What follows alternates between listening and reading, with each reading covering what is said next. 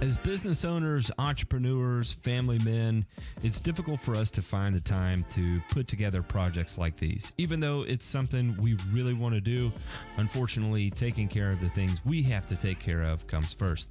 However, because of viewer support for people like you, we're able to continue doing this. Please consider joining our Patreon and supporting the Burn and Return podcast.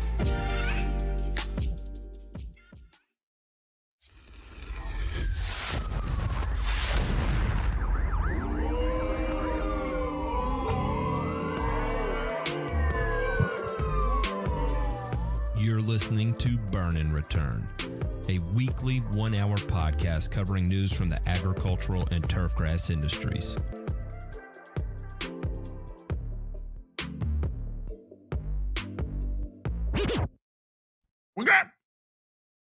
What's going on, everybody? Welcome to another episode of Burn and Return. I'm going to be your host. My name is Matt, the Grass Factor Martin. Alongside me, I've got two very special people.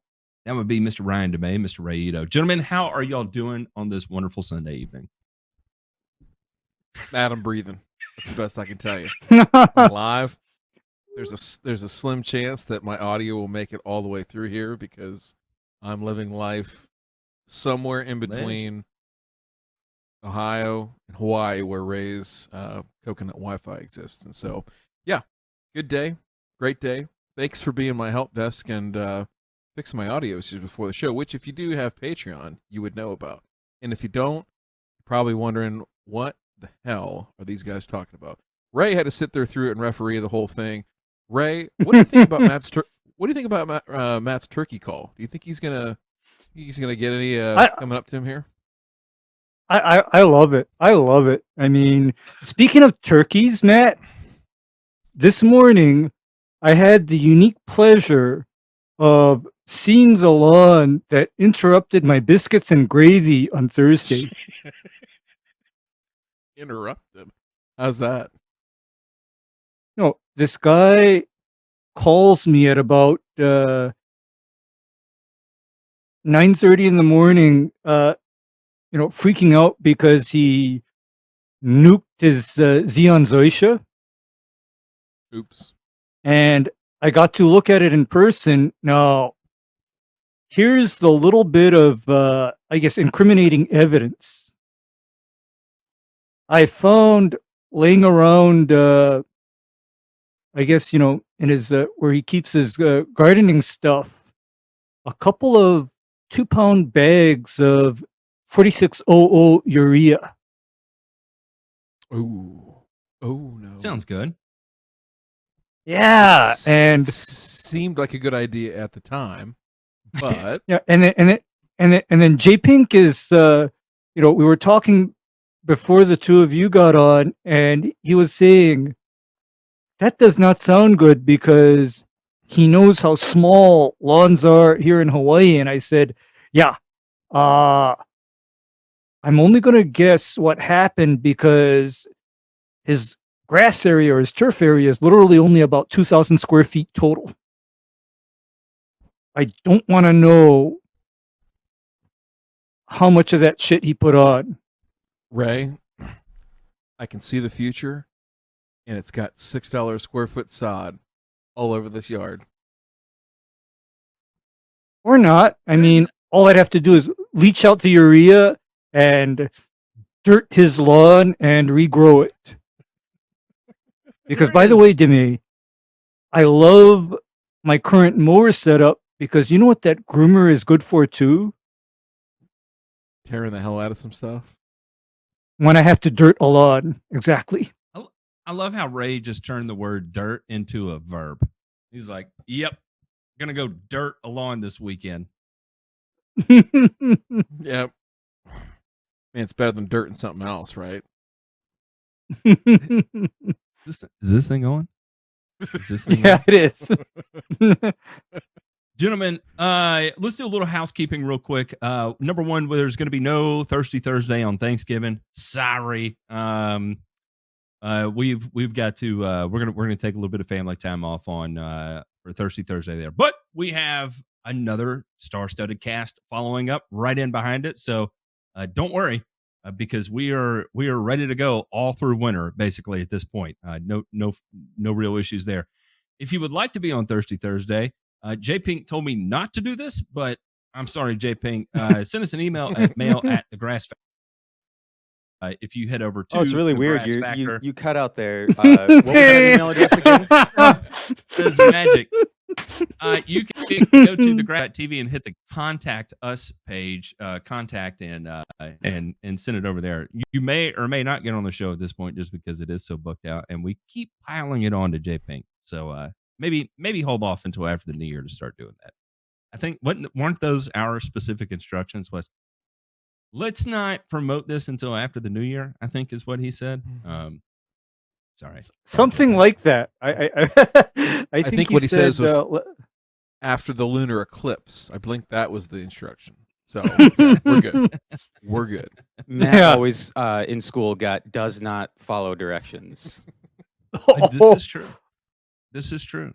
However, we will have next week's Burn and Return will be Gravy Train, so no issues there. But that the Thursday we'll see what we can make happen on Friday. No promises yet, but we're gonna try and figure something out. But with that, gentlemen, let's go ahead and jump into this week's headlines.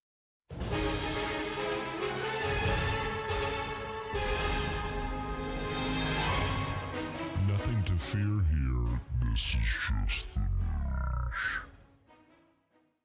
Gentlemen, this first one is the committee votes 7-1 on bill banning Parks and Rec use of glyphosate-based herbicides. And this is coming out of the Tribune Herald of Hawaii.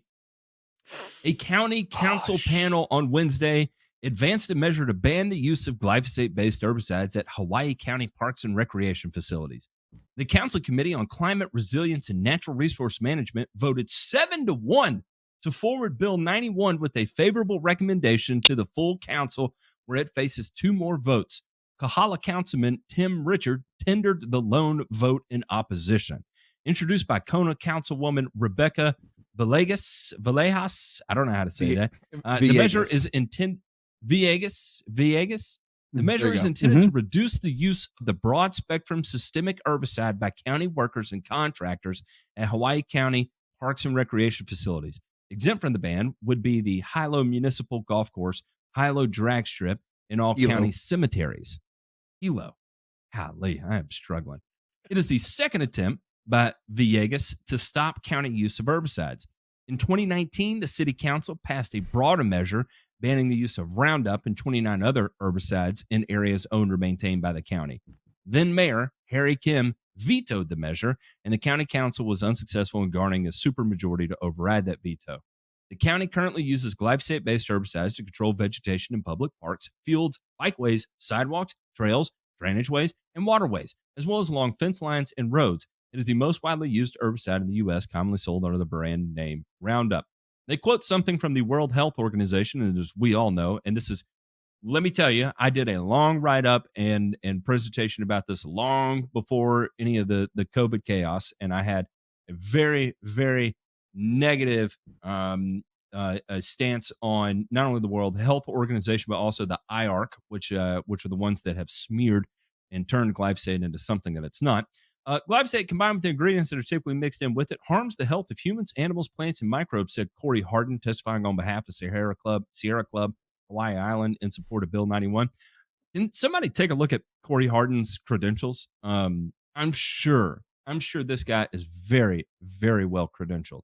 In 2012, the American Academy of Pediatrics reported that childhood exposure to pesticides is associated with pediatric cancers, decreased cognitive function, and behavioral problems. In 2016, the Icahn School of Medicine out of Mount Sinai reported children are at greatest risk from exposure to hazardous pesticides because they're developing systems, smaller size, faster metabolisms. Children also get higher exposure than adults because they sit, lie, roll directly around on the ground, put their hands in their mouths. The proposed measure also notes routine use of chemical could potentially subject county workers, the public, and wildlife to a high risk of exposure to glyphosate. Blah, blah, blah. Blah, blah, blah, blah, blah, blah, blah, blah, blah, blah, blah.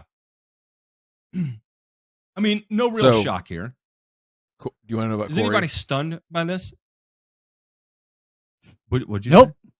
Do you want to hear about Corey real quick? Yeah. Mid to late 30s. Grew up in Hilo. Educated here in the States. Has a BA in mass communication and creative writing. He's currently a grant writer, communications manager for All One Ocean, local marine conservation nonprofit. Listen. he's a Oh, lovely. journalist, a teacher, and a Peace Corps volunteer. Hey, thank you for your service. I'll say that. You know what? But And I can tell you one more thing about these people. It's invariable that they are always surfer hippies that don't have to work for a living, and then they get positions at these NGOs, and then they proceed to tell people that actually have to work for a living what they can and cannot do. I see these kind of jerk offs all the time. right, so I'm curious after Yeah, I hear this, what impact does this have? Because the Big Island isn't much different than Oahu, right? In this, for this particular situation, so we know all the stuff about glyphosate and how it's been very unfavorably positioned, right? But from a practical standpoint, what does taking that away do in terms of managing turf grass and landscapes? Well, I want this hippie to get off of his surfboard and start pulling and cutting weeds, because that's what he's going to need to do. Because you understand something about the Big Island, particularly the northeastern quadrant of the Big Island. The northeastern quadrant of the Big Island is literally one of the wettest places on Earth. So, Ryan, things grow. Okay, and when I say things grow, I'm talking about vegetation that would put kudzu to shame. And So here's the thing. go ahead. Glyphosate, and do you know why glyphosate is the product that was selected by these municipalities and organizations that are contracted to do work within municipal grounds? Do you know why it was originally selected? Probably because it was the least toxic option amongst Exactly. heavy hitting chemicals Exactly. that don't really Exactly, need to be out there. because DeMay, I'd like to know how big or how well it would go over if, say, take away glyphosate, and for weed control in trim and edge areas and in landscape beds, instead, let's start spraying Dicot and Runstar. And I mean, I don't think that they understand why we use these things, right? And I don't want it to sound like, hey, listen, if you want to take it out, then let's talk about what that means, right? Let's talk about the consequences. Let's talk about where that leaves us, right, in terms of either the ability to use other chemicals to control and the risk that we're assuming there, or if we're not going to do it, the amount of labor it's going to take, and or probably more like what's going to change, right? Because I'm sure there's areas that they're using, in this particular case in Hilo and on the Big Island, that if we don't have access to chemical control for weeds, right, for non-selective, there's areas that simply just won't be controlled anymore. It won't be managed the same way. Is that fair to say? It'll Just turn have to into a let some areas go. jungle.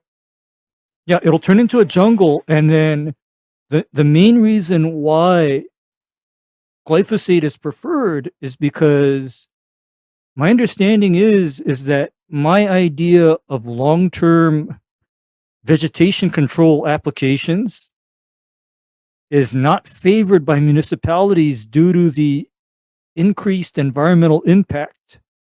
Because, for example, in order to control these areas, you're looking at the likes of, say, diuron, imazapyr, sulfamichuron,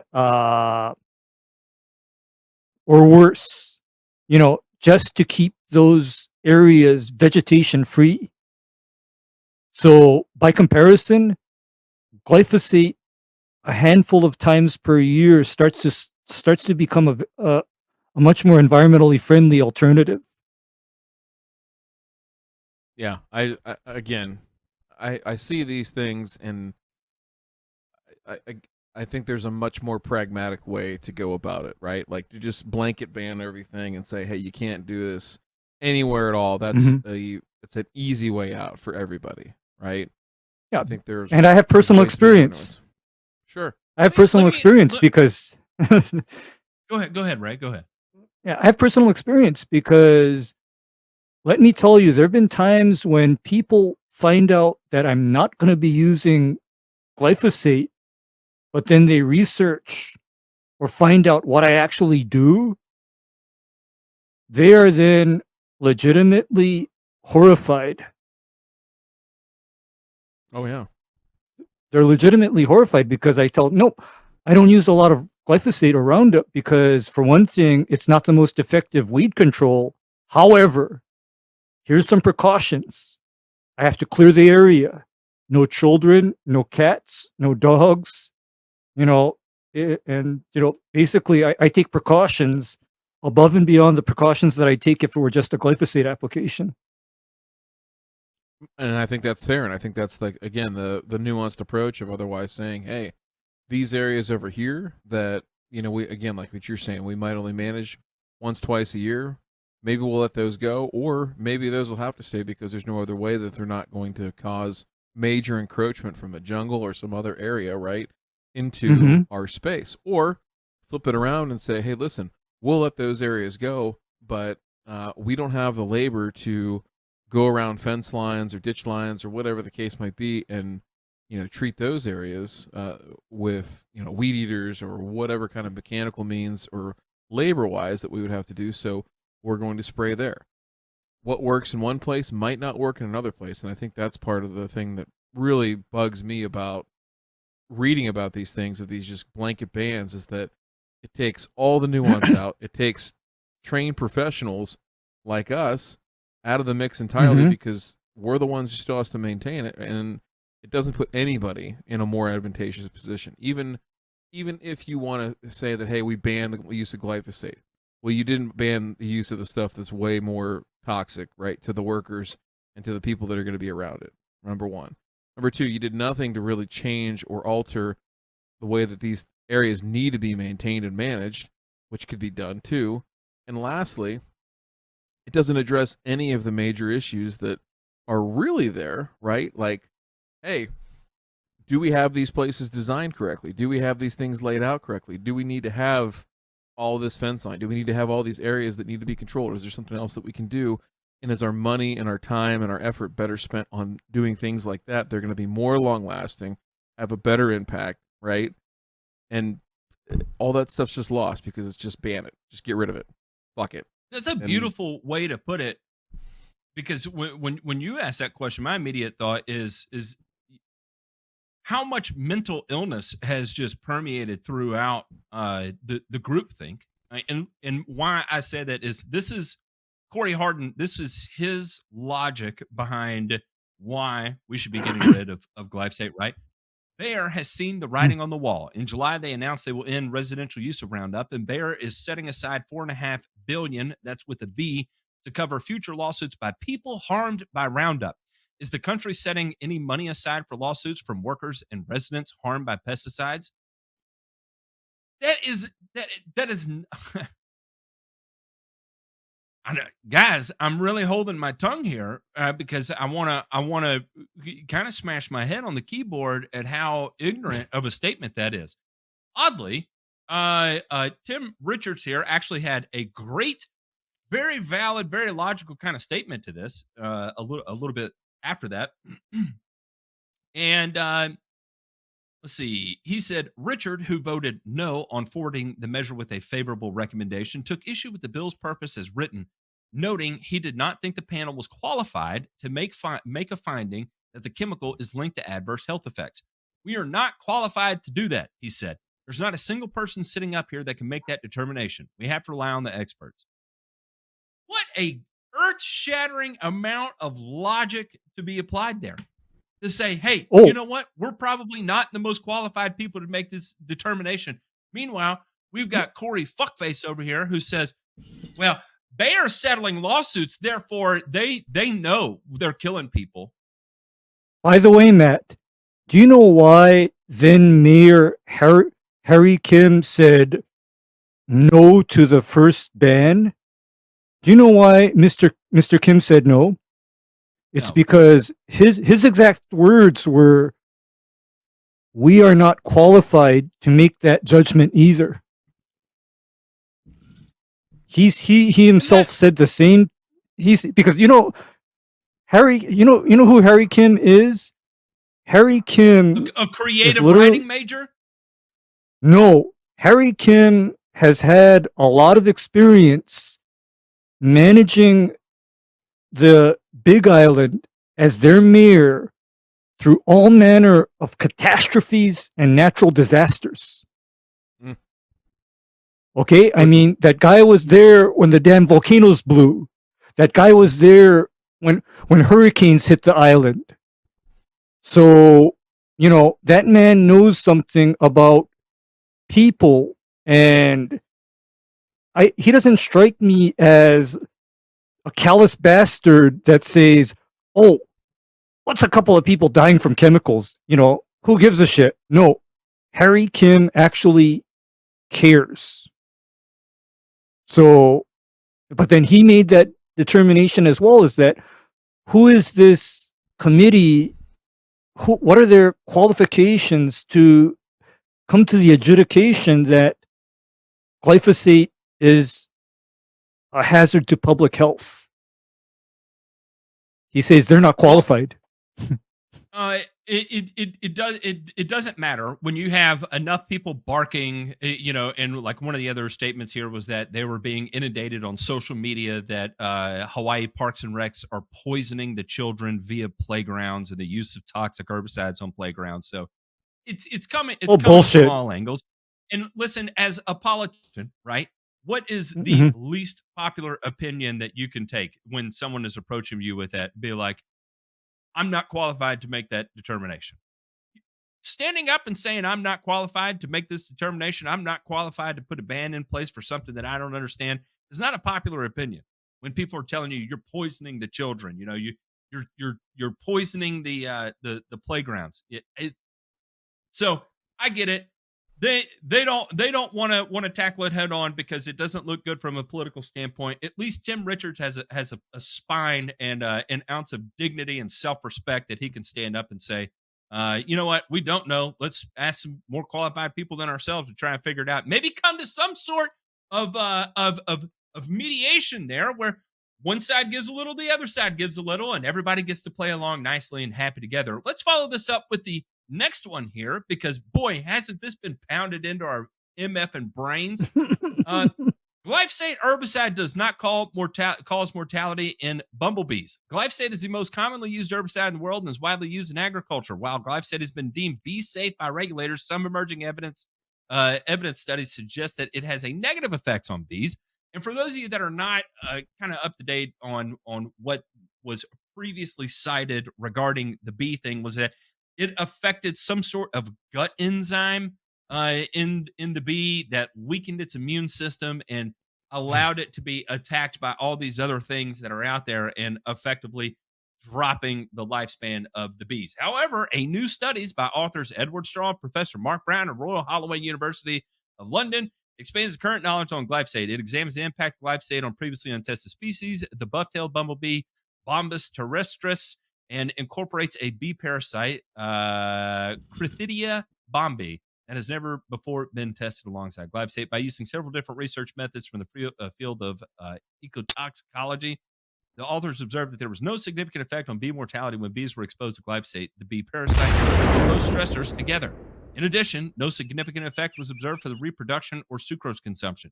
The findings provide solid evidence that oral exposure to glyphosate does not cause mortality in bumblebees. Inconclusive evidence was found as to whether glyphosate made parasite infections more intense, but either way, this is unlikely to be relevant at environmentally realistic concentrations. So here we go. We've got one that's claiming that we are poisoning the children, we're killing the children via the playgrounds. We're out to bring down the youth of America. We are toxic wastelands to kill them all. And then here we have an actual conducted research that says, not so bad, especially when used at label rates and in realistic environmental exposure. Yeah, no, nothing really there. Again, we're talking about the most researched herbicide in the entire world. At this point, I've taken such a hard stance that I almost hope I am wrong. I hope I'm wrong and that there is some sort of secret something or another out there that's going to come back and come to light. And sure enough, the reason why we have all the unexplained death in America, the reason why horrific things happen can all be pointed back to glyphosate. And then I can say, you know what? I fucked up. And it all makes sense now. I now understand tragedy that much better because unexplainable tragedy is a disgusting thing. It is horrifying. If we can all figure out through scientific trials and evidence that unexplained tragedy is derived from glyphosate, I'll be relieved, and I'll have a lot of answers to a lot of questions that I have about life in general. No, so will I, Matt. So will I, because it's been drummed into me that, for example, the previous, pesticides of the 1980s and the 1990s are why we have, so much, neurological disorders in children. But, my favorite thing from pop culture, and I know you've seen this on the Discord, is you remember that South Park meme for the ADD cure? I've never seen South Park. I've never seen an episode. Okay, Ryan is laughing because he knows exactly what I'm talking about. He knows exactly what I'm talking about because prior to, I want to say, the 2000s, there was no such thing as autism. There was no such thing as ADD. Back then, what it was called is you weren't obeying your parents. It was not a psychiatric disorder that required a lot of public funding or medications or anything like that. No, it was, you're not obeying your parents, plain and simple. What was the old term they used to give women? Nervous breakdown, or she's got a case of the. I can't remember from back in the 50s and down the dump. Menstrual hysteria. Menstrual hysteria. That is like that, right? And that was it's like nut stuff like that. But then it always chaps my ass when there are people that have no scientific background and they want to blame everything on glyphosate, for example. And by the way, let me explain to you guys where and how glyphosate is typically even used on public grounds and in parks. They're only doing that on areas that are either hazardous or too time consuming to manually cut. That's the only time and place they're using glyphosate. Other than that, they're not using it as a broadcast application. Never. From a Parks and Rec man himself, Ryan, what are you taking away from the Parks and Rec side of this, and then also from the Be Safe side? Mm-hmm. Okay, so first on the bees, I think it's important to understand, right? Like that. Number one, there's been a lot of work that's come out on these topics in the last 10 years, right? The Right. whole point of the whole point of science is that it's never finished, right? So how are we investigating this deeper and deeper to truly understand it and do so in a way that's not, concocted with predetermined or preordained outcomes of a scientific study, right? So, and that's to say, that's not saying that that's happening necessarily, but clearly there's a lot of emotion right now, right? Even emotion here, I'll admit, right? We get emotional about this, but it's emotional in the sense of we're trying to err on the side of science and what it tells us currently, right? How dare. Everything else, I'm just saying. So here, you're absolutely right. That's the way that it's used, right? It's used as a means to control encroaching species, right? Invasive species, things like that. That we have no better management tools, right? Whether it be mechanical, hand removal, or otherwise, to take care of, right? It's the simplest, easiest, cheapest, and best option that we have in many cases. So that all being said, my what I think about here is, again, anytime that you enact change through bans, right, or just straight up prohibitions, there's always unintended consequences. It's impossible to not have unintended consequences because, again, you're taking all the nuance, right, and intricate details of that particular subject or issue and just cauterizing it. Boom, it's done. It's over, right? So I wonder is, down the line, 5-10 years longer, right? What are going to be the impacts to the landscapes, the parks, right? All these areas that we take care of right now. And certainly there's going to be downstream impacts because how quickly can, these staffs that clearly don't have the labor to take care of these spaces, as it is without using chemicals, or if they're bolstered, are they going to make the best use of their funds, right? If they're not bolstered, then what do they do, right? They just let stuff go. And then what happens, right? Are we spending more money downstream, right? Or are we inviting more noxious weeds, more invasive species, ticks, snakes, a bunch of other stuff, right, that people don't want? And I'm not trying to scare anybody. It's just like you can't just take nature, right, and control it the way that we do as best as we can do and then take tools out of our hands and expect to have the same result. It's just simply impossible. And so I think when people think about these bans, they're thinking about their children, they're thinking about themselves, they're thinking about their pets. And I don't think that they're wrong to think about those things. However, it's just like anything else in life, right? You enter some space and you assume some certain amount of risk, right? And you take the necessary precautions to protect yourself. So, that is incumbent first upon the people that are applying those pesticides by law, right? They have to take those precautions. So is there going to be a kid's soccer game, hours after they're spraying herbicide on the field? No, there's not. There shouldn't be. And if there is, then somebody should be held accountable for that, right? Now let's look at it from a chronic standpoint, right? What's more likely to happen, right, from a chronic standpoint, that somebody is exposed to one of these other issues, right, that we talked about downstream of whether it's invasive species, noxious weeds, ticks, fleas, Vectors, spiders, mosquitoes, mosquitoes, that they're more impacted by those, right, than the original issue that we were trying to deal with, right? I think that you're in much greater risk for things like that again are the unintended consequences of taking a stance that it just all has to go, right? And we didn't even talk about, and I know we've talked about it in the past, and I don't want to belabor the point, but the fact that, okay, hey, you're going to take away just glyphosate. Well, guess what? I still have, some left on the table here. Here's what I would liken this to, Matt. Here's my analogy, because I love analogies. This is the Rolling Stones tour bus in 1971 running out of marijuana, right? There's still a whole fuck ton of drugs on the table that we can go ahead and do, right? But we're just out of pot. So guess what? Let's get fucking high, Keith. Let's get fucking high, Mick. It's about to be go time. Let's bring out the speedballs and the heroin and the Colombian snow.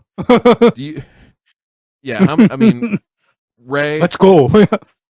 how much? How many? What would be the amount of rectally absorbed drugs do you think Mick Jagger has ingested in his time on the road? Too much. Just to make things go faster. Yeah, too much. I mean, and I also have to Can't find a circle vein? No back problem. to Put it in my rectum. it'll go somewhere else. Now, here's my other question. And it circles back to what we talked about in previous burn and returns now. Guess what causes a lot of liability for the municipalities here in Hawaii? Guess what creates the most liability? Lay it on me. String trimmers. Oh yeah. String trimmers.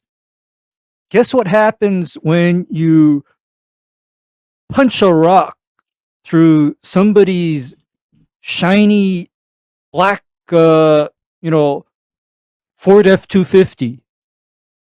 Guess what happens? Guess what happens shooting. when you...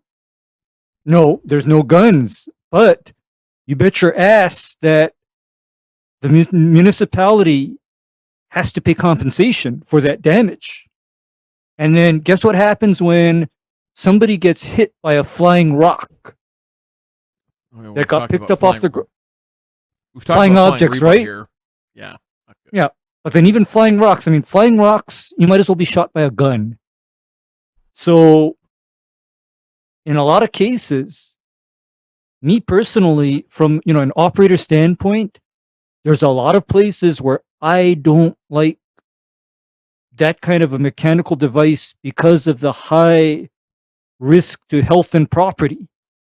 To me, wisely used herbicides are actually lower liability. Go figure.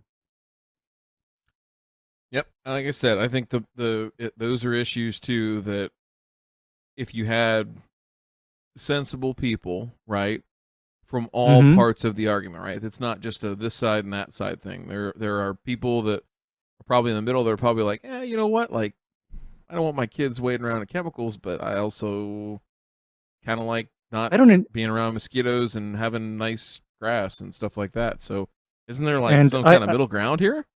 Yeah, there is.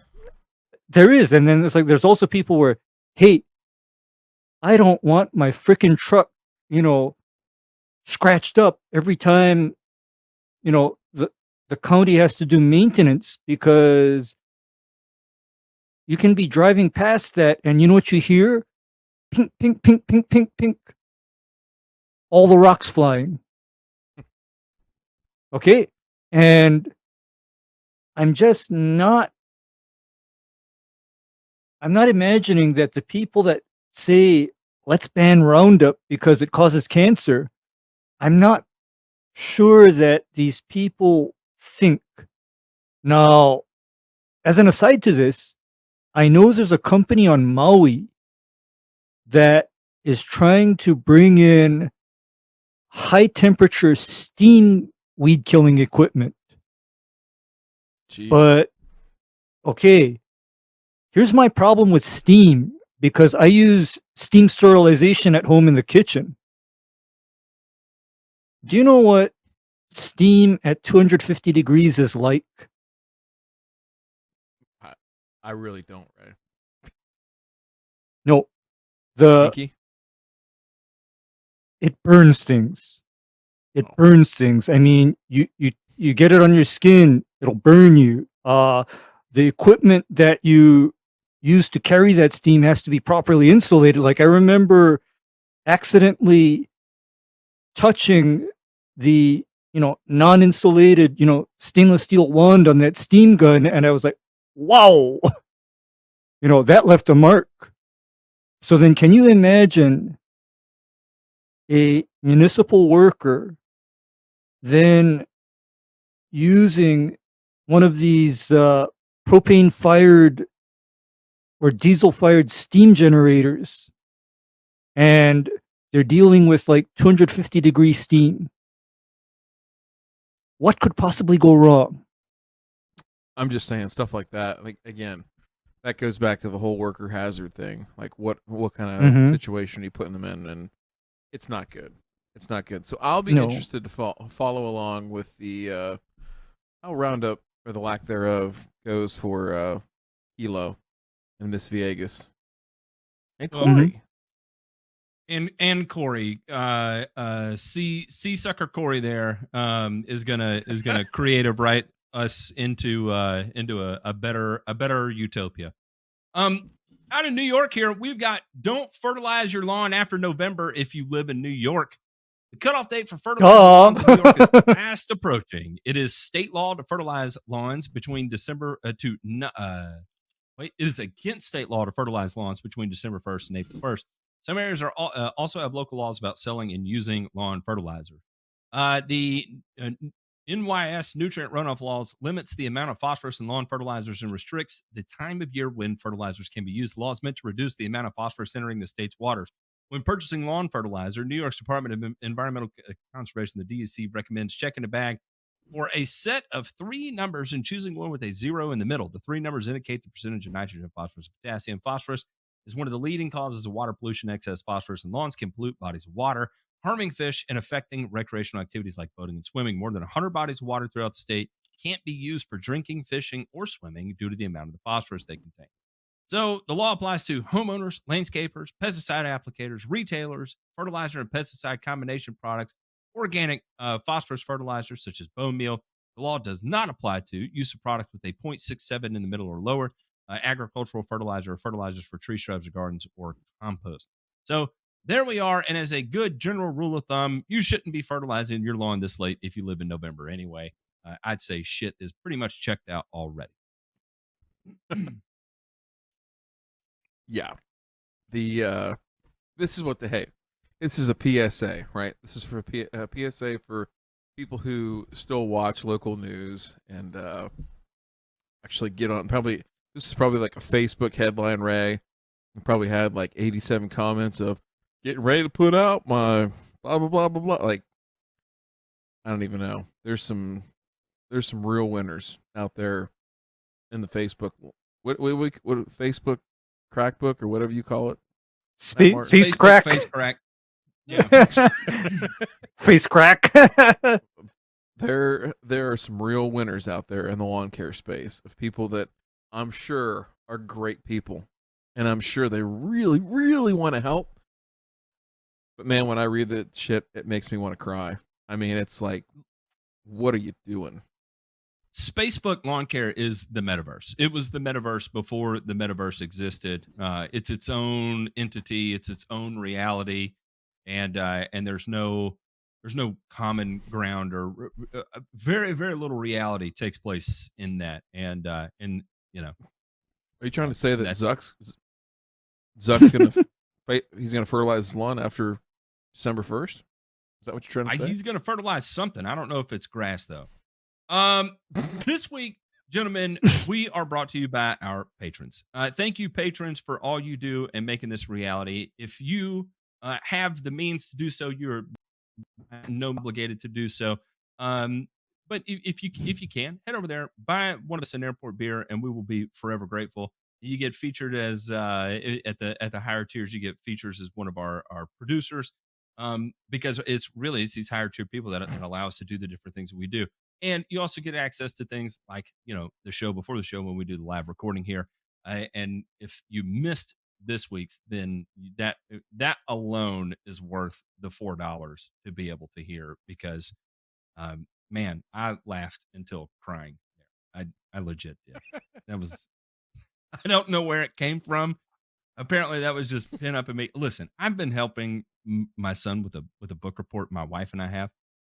And working with a 9-year-old about recalling facts from a story and what I consider an important detail about the summary of a book versus what he considers an important detail, and trying to convey what actually qualifies as an important detail, it are just on two opposite ends of the spectrum. And I'm in a weird headspace right now after dealing with that for a couple of hours.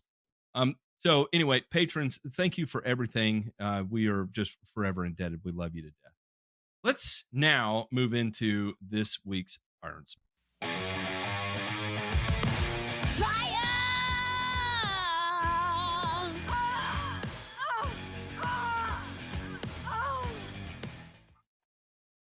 Sheila laying it down for us thick, but that's not to take away from the seriousness of this article.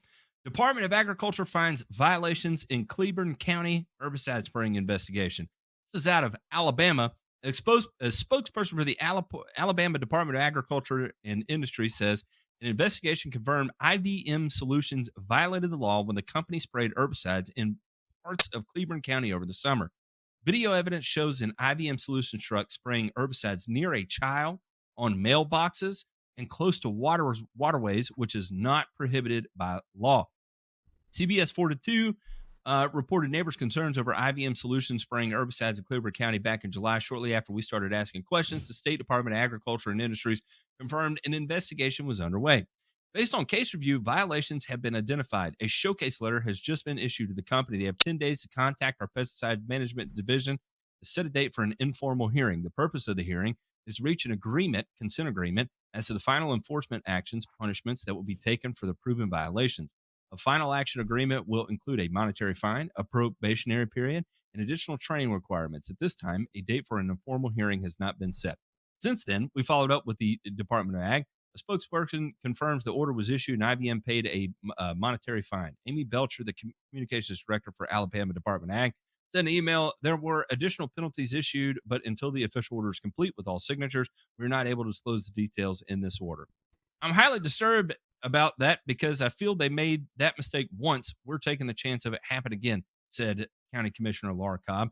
There is still resolution that says no spraying around waterways and only spray in high-risk areas. She told CBS 42 that IBM's contract was renewed by the Cleburne County Commission. Now that she's aware of the violations, she told CBS 42 she hopes to bring the contract back up for discussion before spraying would begin again in the spring. Here we go. You got some jank ass. Listen, as much as we defend the industry, at the same time, we can be our own worst enemy. There is no doubt about it. This is a big company. You know what, Matt? This is like They're like a $8 to $10 million a year company. Yes, they're a big company. Specialize in these types of things, in these types of vegetation management. Yes, they're contracted to do roadside and right of way applications. However, do they not have any sense? Do they not? I mean, Getting paid by the mile, Ray. No, because I'm going to tell you, the last thing I do is expose children or knowingly contaminate areas or objects that unprotected people are likely to touch. I just don't do it. That's a good way to live. It takes one bad apple to make all of us look just, no bueno, right? And yeah, it's an unfortunate thing because we all bear the burden of this mistake here, and until we act, I'll kind of bring up to DeMay's point about the Facebook metaverse of lawn care, right? Because what ends up happening in that type of space, not always, but you see more of it than I would say it's 60-40. 60% you'll see somebody choose the right decision, and 40% of the time, if you see somebody make a wrong decision, people will correct them. Sometimes gently, the majority of the time not very gently, because if you work in this industry, I'll tell you right now, not everybody is kind and sweet and all that fun stuff. Nobody's going to coddle you or pat you on the ass and tell you life's okay. They're going to call you an effing idiot, and that's just how it's going to be, and you got to learn your lesson and move on from it. We tend to police our own, there's no lawn care applicator union out there. There's a few different trade organizations, typically at the state level or even smaller, more hyper-focused municipal level types of trade organizations. And again, in the social media space, there's lots of organizations too that you can join there. And here's the thing: is you do dumb shit, you get called out for it, and that's the way it is. Unfortunately, though, what ends up happening, and I can tell you at least what happened in my experience, is that you sound the alarm like that. Sometimes you get banned, and that's people's prerogative to go ahead and do that too. But you know what? It's also the people that are doing the banning that make the stupid fucking mistakes like this that make us all look like a bunch of jackasses. And it's a horrific thing. You know, I can't help but think of the guy that banned me that has no idea how to handle. I'm not even going to go there. Not even going to go there. Don't do it. But Don't do it. yeah, boy. Sorry, gentlemen. I'm in rare form here. I think what Somebody you were else about talk to for a do second. was I think what you were about to do there in describing him was give a summary of the book, The Lawn Boy, right? Oh Something to the no, I was not some- going to go there. I was not going to go there. Oh, you. well, maybe a little bit. I mean, You. certain parts of it, just certain parts, right? Yep. All right, so all I'll say is this. Here's the thing: these are the guys who just got caught, right? How much of this goes on day in and day out? And I know that we sit on here and preach, you know, for the folks that listen and the folks that hopefully will in the future, that it's up to you every single day to make the right choice, to do the right thing, you know, have that professional integrity to make a solid, lawful, legal application, right? And when you don't, maybe you won't get caught, right? Maybe you won't get caught, but is it really worth it, right? And it's not just about you, right? It's about the greater we, right, that are involved in this industry. Because you're right. I think what Matt, maybe what you're trying to say about the metaverse, so to speak, is that this headline gets magnified, right? It gets magnified, blown up, and everything like that for people that are rooting against us for a variety of different interests, and we're the ones that pay the price. We all pay the price, right? Versus you can just say, oh, well, hey, that guy screwed up, so it's that company's problem. And IVM, hey, yeah, you're a bunch of bastards. Nope, this turns into they're spraying stuff, they're killing kids, they're hurting the environment, polluting waterways, and look, see, there it is. So, again, I just hope that folks in our industry, true professionals, right, the people that want to do it the right way, and that should, are keeping that at top of mind every single day. And the shitbags out there that aren't, hopefully they get called out, right? And I'm dead serious. I've seen people doing stuff they shouldn't have, made a courtesy call, right? Said something, and I've seen, just it devolve from there. So, anyhow, Yeah, I've done it too. I've done it too, Ryan. So you're in good company because I'm the guy that will rag on people's ass for spraying under high drift risk conditions. I'll rag on people's ass about, not properly protecting their workers. I'll do it. Hey, let's crank up the crazy bus here, just for a Mhm. second, because if it hadn't been spicy enough, gentlemen, listen, we talked about this shit very early on. We talked about it early on Thirsty Thursday. We talked about it early on Burn and Return, about how when this shit starts in municipalities and it's seen as a good thing, it spreads like wildfire. And what I'm talking about are in general pesticide bans. Guess what, guys? Mhm. We got now in the headlines a fucking another one. We've got another one. It's not just Crazy County, Maryland, which kind of kickstarted the whole thing, right? It's permeating from out that area and spreading out. Aside from what's going on in Hawaii, which is his own little northeast segment there, but here we go. On an early fall day, the city's downtown Foxfield and playground is humming. A half dozen young men shoot baskets and small children scramble over playground structures. The central playing field is wet with dew and shimmers in emerald green in mid-morning light. Listen, whoever wrote this is special. Absolutely special. They are when and why I wanted to put this into the burns right here is that type of writing right there, right? Setting this wonderful a view, and you can smell it, you can see it, you can taste the air. It's just everything about that you would identify as just an absolute, as close to perfect as possible, right? And then we're gonna shit on it. We're gonna shit on it. Because you know why? Because this was an area that used pesticides.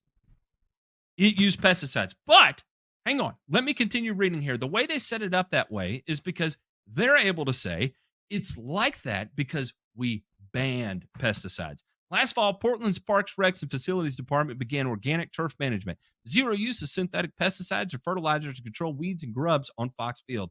It took 4 applications of organic fertilizer, sulfate of potash, copious soil amendments, sand, peat, and loam, injections of oxygen to increase nutrient and water circulation, and heavy seeding, while scattered clover and dandelion weeds poke through, and there's one small muddy patch near a soccer goal post.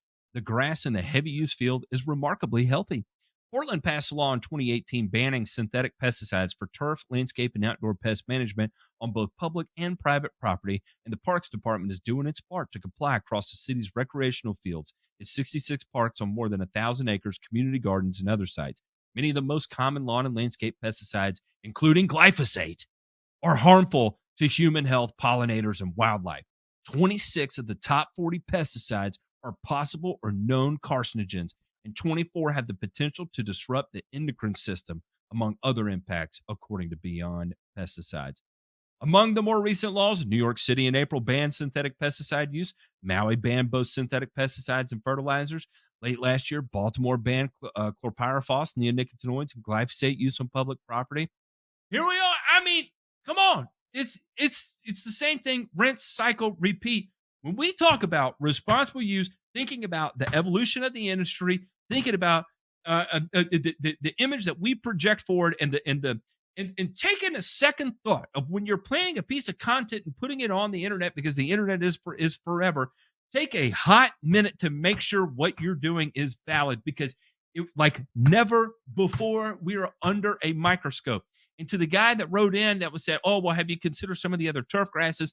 A lot of like what you see right there on those other turf grasses, like turf dog or dog turf or what dog grass, whatever it was no better of any kind of cultivar than what we already have out here. We want to play with improve what is it, buffalo grass? That's great. Get it to grow in hot and humid conditions, and I would love to see it around in my area. I've got no issue against it at all. My point is that once it starts, it catches fire. We said this was going to start happening. Now it's happening again, just like we said it was going to happen on the fertilizer space, and shortages were coming. It's happening. I mean, are we psychic? No, we're not. We're involved in this. We watch this shit day in, day out. We live in this industry. It's easy to see it coming. It's so easy to see it coming. And for those people that are out there that are thinking about beginning to produce content, keep this shit in the back of your head, because I promise you, no matter where you live, there is someone in your community that thinks what you are doing is an absolute disgrace to the environment. And it doesn't have to be that way. And it doesn't have to be that way if you are educated on what you're actually doing, instead of just throwing darts at a dartboard and seeing what pile of shit sticks. I'm off my soapbox, but damn it, I'm mad. Well, there's a lot to this one. Go ahead and scroll down, J Pink. I mean, the one thing in this article I wanted to show that I thought was interesting, and maybe it's acceptable, maybe it's not. I think that's the other thing too that people lose sight of. But J Pink, scroll down to the bottom of this article. Keep going all the way down. All the way down. So right here, right there, that picture. Yikes. It's hard to see. Yikes. I see Yeah. it. I see it because this is some patchy, rough-looking grass, okay? I mean, I have horrible eyesight actually, but what sticks out to me is how patchy and thin this turf surface actually is. And this is your area and your world, but I'm guessing that a patchy and thin turf surface is not necessarily a safe playing field. Well, there can definitely be issues with safety. I mean, the thing that we look at too is durability and use, right? So we have Mm-hmm. these fields, we have these open spaces, but if we can't use them as much, right, that's certainly a concern. Mm-hmm. Maybe not so much so as an environmental concern in some places, but in others it could be. And so, again, I'm sure that there is a way to look at this and be sensible about, hey, taking away all pesticides and what does that do? So I know these guys here in Portland, for example, I think they funded when they enacted their ban. They funded putting in synthetic turf on one of their fields, right? So again, seems like a good idea. We're not going to use pesticides, this, that, and the other thing, but we just introduced, crumb rubber infill that may or may not have PFAS in it, right? Forever chemicals, or we haven't thought about the downstream effects of where that stuff goes when it ends up in a landfill when this is all said and done, right? Or there's a whole host of issues, right, that come into play there. Water runoff and water quality when that water does run off, right? So, like, again, what Matt said is true, though. It's scary is not the right word, but it's concerning that this sentiment exists out there and that we seem to be behind the eight ball rather than at the same point, right? At least being able to meet this head on and have a conversation and try to figure out You can't what at makes this sense. point, Ryan. I know. You I know. Google lawns in America, and you're shit on from every which way imaginable. There's no more getting ahead of this unless you do something so extreme to demand the volume of press it would take to even begin to register in these types of conversations, that you would be ostracized for doing something extreme to begin with, right? So Probably. at this point, it's I I don't know. I'm not going to say it's fucked. It's not fucked because we're still here. We're still able to operate, but it's frustrating as hell. I'm so frustrated by it because you feel like you're swimming in a barrel of piranhas, and they're slowly pecking away at whatever appendage is hanging down in the water that they can get their teeth on. And just as an aside now, Matt, the second or the minute Oahu, the island and county that I live in, proposes a pesticide ban like what Maui enacted and what the Big Island, is enacting, would you be my neighbor? Just saying, Matt. If you scroll up, J Pink, you'll see one of Ryan DeMay's favorite people on Earth in this article here. Did you see Chip Osborne here out in Maui looking at a bunch of dead grass? And can you imagine what's coming out of his mouth right now? He's probably saying something along the lines of that the soil's dead from overuse of you got to go. Scroll down a bit. Yeah, scroll down a bit because Ryan, you'll see a guy kneeling on some grass. Okay, I want to know what kind of organic controls are available for weeds like goosegrass and smutgrass on sports fields. There isn't none, and they don't care about it. The narrative will become that it's a good thing.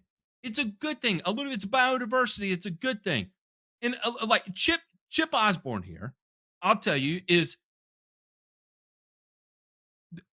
he is the one who pretends like he is an advocate for the industry, but in reality, all he does is shit on the industry and everyone who works to evolve, who takes careful approaches, who researches before they go full ham. He is the absolute asshat of a person that would say that sentiment is bullshit.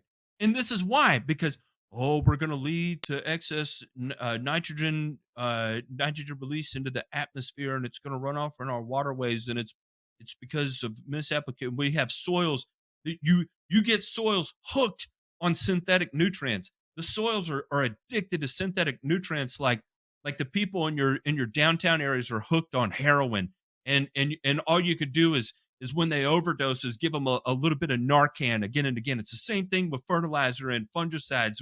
we're stuck on this heroin and Narcan. I mean, this is, I'm not saying that's literally the shit that comes out of his mouth, but it's a bit of his thinking, right? And it's a terrible analogy I'm throwing out there. I shouldn't have said that. I need to stop talking, actually. No, actually, no. You hit it right on the head, because the way that the fanatics talk about even fertilizer, they accuse me, for example, of addicting grass to nitrogen. But then, wait a minute. Did I tell you folks what happens to turf once that turf has been on my program of, prescription feeding and returning clippings to the soil? Guess what happens, Ryan? It goes to treatment. No. What happens is nitrogen demand and fertilizer demand diminishes, because that is now an old established turf that doesn't need as much. But the thing, so then that just flies in the face of what everybody tells me of, oh, don't feed it that synthetic soluble fertilizer, because if I do, I'm going to addict the turf. Nothing could be further from the truth. Get real. And I think that's the other thing too, is that the path in a situation like this, and I understand where Chip comes from and everything like that. Like, short answer is this: is that the pest management piece is only one part of it, right? We're looking at integrated turf health management, and how do we build a program that does that, and it involves more than just spraying and fertilizing, right? That's number one. Number two is that what does it take to get a baseline of healthy turf? And then after you go through this remedial period, like if you look, just say this field that we looked at here up in Portland, what if we were to eradicate those weeds, right? Or get down to a healthy threshold of 5-10%. I could live with that if I had to. And then from there, right, you manage it. You manage that to be, it blows my mind that taking all that away and thinking that you're helping it's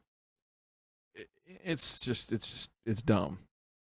It really is. There is a better way to do this, and a way that makes more sense and keeps everyone safer. Because, yeah, all right, I got to stop talking to. Moving on. Let's check moving out this on. week's returns. I sprung that one. La la la la la la la la la la la la la la la la. I'm back. This first one, just the byline here makes me want to puke, but I don't know. Maybe there's something to this. The next big thing for RNA, fixing moldy food, our addiction to chemical pesticides. Here we go again with the analogy. This is where I came up with that analogy. I'm getting it from the news I'm consuming here. Our addiction to chemical pesticides comes with a bunch of downsides. New sprays from RNA might offer a smarter, cleaner way to wage war on pests.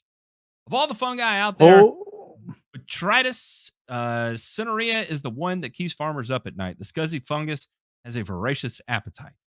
It will happily munch through hundreds of plant species, although soft fruits like grapes are its favorites, covering everything it feasts with a velvety layer of mold. If you've ever left a tub of strawberries in the refrigerator a little too long and returned to find them looking sort of gray-green, there's a good chance that one of the ever-present spores of the Botrytis floating through the air decided to make its home on your dessert. Anyway, that single species of fungus is responsible for at least 10 billion in damage. Some estimates put the figure as high as 100 billion.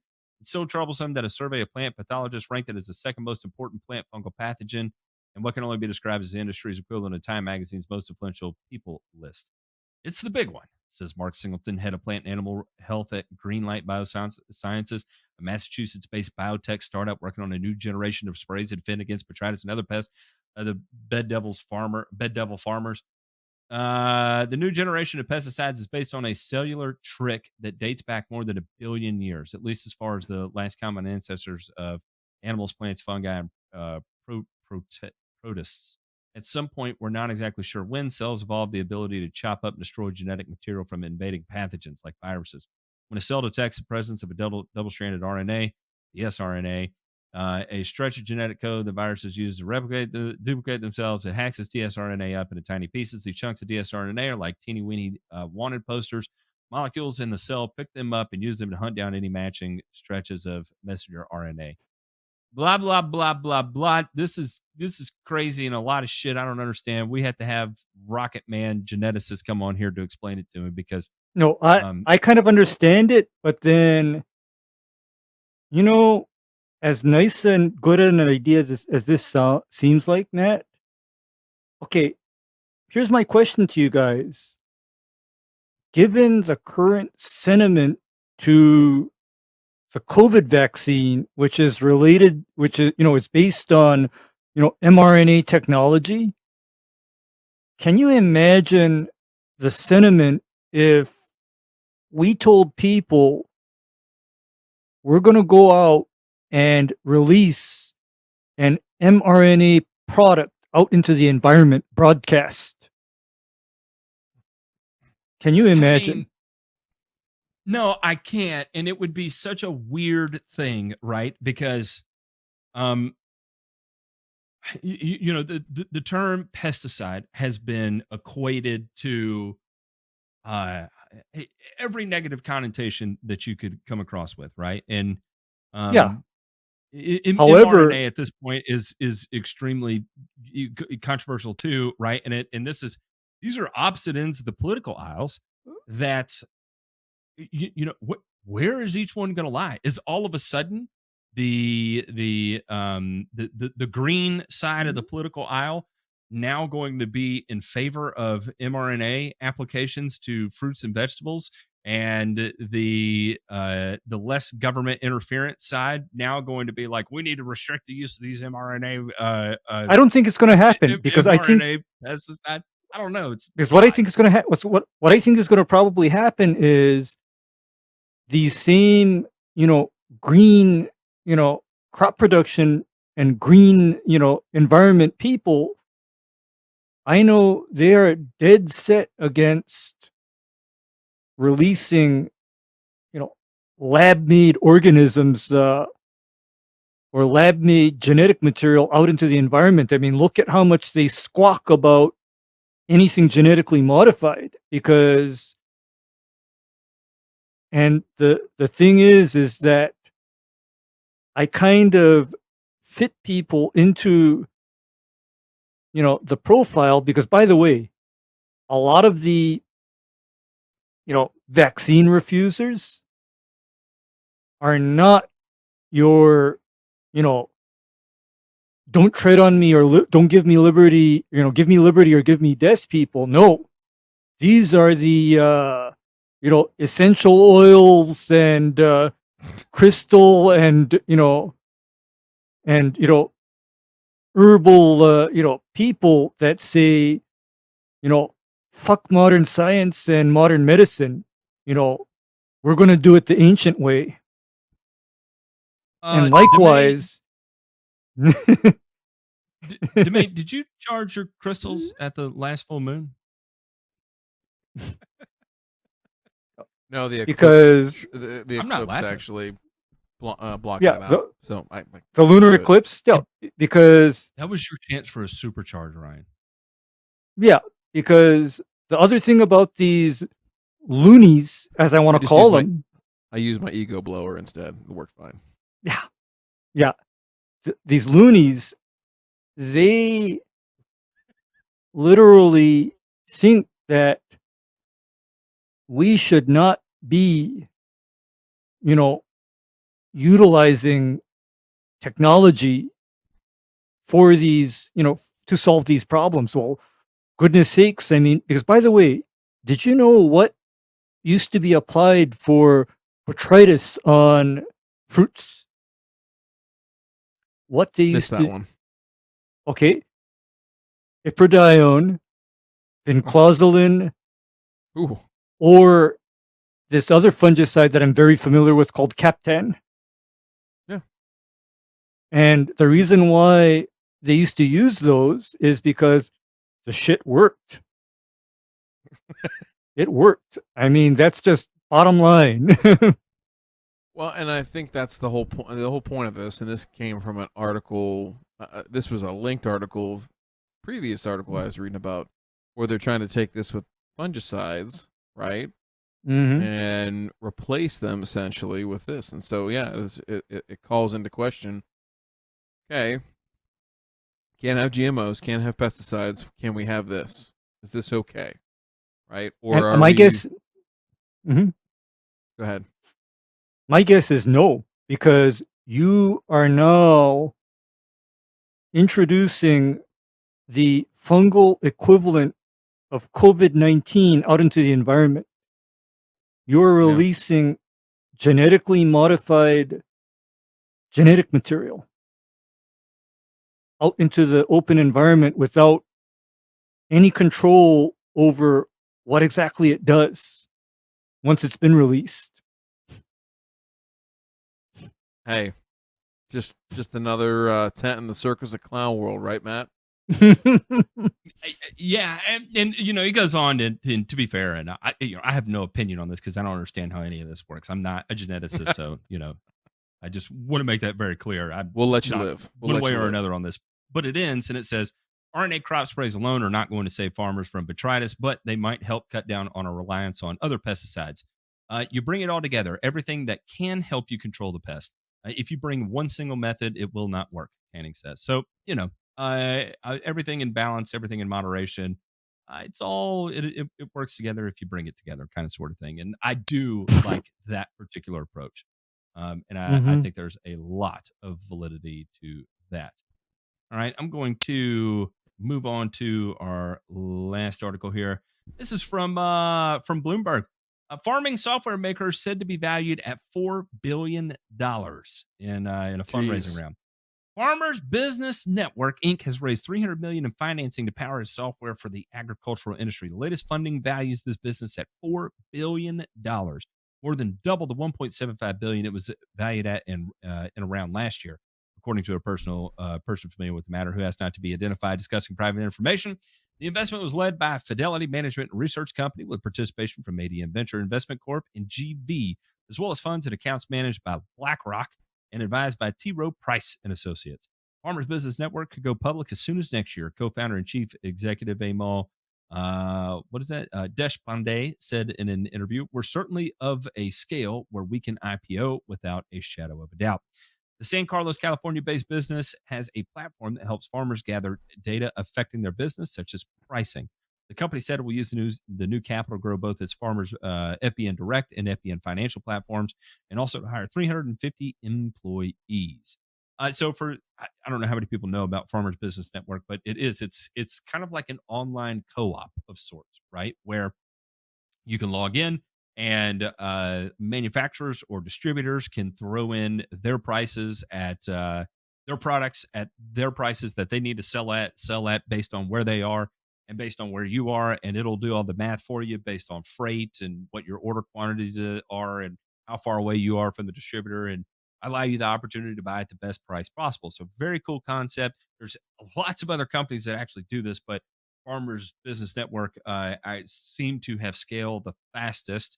And I'm sure a lot of that helps when you have influencers such as who's it? Minnesota Millennial Farmer is a big supporter of the Farmers Business Network, and I'm sure that helps catapults things. When that's one of the most in your face representatives of young people in agriculture today, and rightfully so. I think he's amazing, and I think he's just an absolute value and asset to the industry. So kudos to these guys. I think that's great. Hey, it's the wave of the future, right? It's going to be software, it's going to be tech, it's going to be all this kind of stuff, and it's a industry, right? A whole market that has been ripe for this stuff for a long time. You see where technology's brought it in just a couple of decades and how far behind they really were to that point, right? So, yeah, it's an exciting time to be a part of it. Ray, got to buy some stock. Get in there on that IPO. I might buy in, or I don't know. Maybe I'll have to I don't know, be like the Nazis and hide out in South America by the time this is all over. With that, I think it's time for the mailbag. You've got mail. All right, I'm going to do these out of order from the way they exist here. Nick wrote in and said, I don't know who Nick is, and I don't know how Nick knows this, but he says, what is NIMAC fertilizer and why would I want to use it? Is it usually easily obtainable from suppliers? No, and it's a concept. Literally, it's simply a concept, and no to everything else. There's no reason you should use it, especially because it is a concept, and no, it's not easily available because it's not available because it's just a concept. And then Joe has a wonderful question here, and I'll extend this to all of y'all. What is your favorite thing about Thanksgiving? Do you go out and hang lights? Do you go get a tree? Do you give the lawn a charity mow? My favorite thing about Thanksgiving has absolutely nothing to do with grass. It's one of the days, I guess, I don't really think about work, which might be like one of like a day and a half of the year that I don't think about work. So, usually I already have the tree up. In fact, the tree is up here in the household, so that's good. And football, fattening myself, and I'll probably put a few cold Keystones back. I mean, why not, right? A couple bottles of port, whatever you got handy. Matt got what about you, Ray? What's your favorite thing about Thanksgiving? What do you do on it? Do you give your lawn a charity mow? Oh Lord, no. I don't even think about grass that day. I don't want. You see, starting Wednesday afternoon, here's the rules. Do not call the green doctor to bitch about your lawn starting Wednesday afternoon. Because Wednesday night is the night that I start putting the pies and the baked goods in the oven. Thursday midday is when I put the turkey and the dressing in the oven to properly cook. Otherwise, that is a day of family and good food. That's what it means to me. I would say the same thing. Hell no, I don't charity mow my yard because I hate mowing the fucking grass to begin with. Do I get a tree? Not on Thanksgiving, but I will get one after one because I'm not going to lie. I love putting up a Christmas tree. That's one of my favorite things to do with the kids and stuff. Do I hang lights? No. I would rather not spend money on lights.